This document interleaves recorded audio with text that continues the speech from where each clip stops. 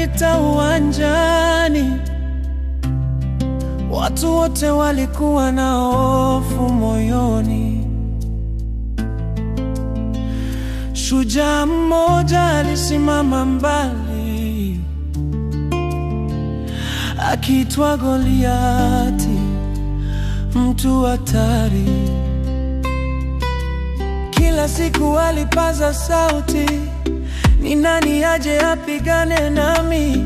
Askari wote wakakaa kimya, hofu ikatawala jeshi zima. Lakini kijana mdogo akasimama, akiwa na imani moyoni mwake sana.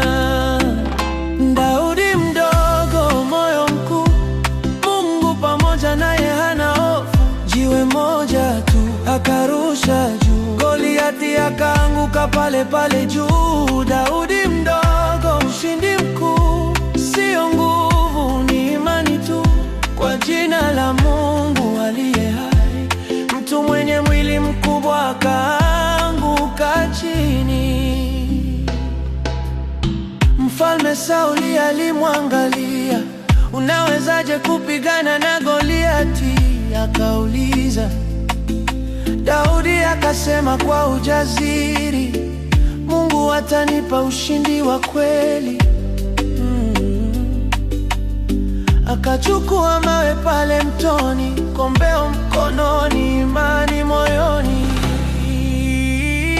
Daudi mdogo, moyo mkuu, Mungu pamoja naye hana hofu. Jiwe moja tu akarusha juu, Goliati akaanguka pale pale juu. Daudi mdogo, ushindi mkuu, sio nguvu, ni imani tu, kwa jina la Mungu aliye hai.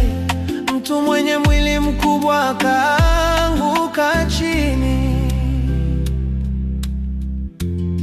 Usiogope jaribu kubwa,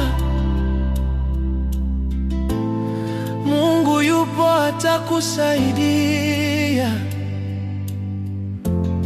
Hata ukiwa mdogo duniani,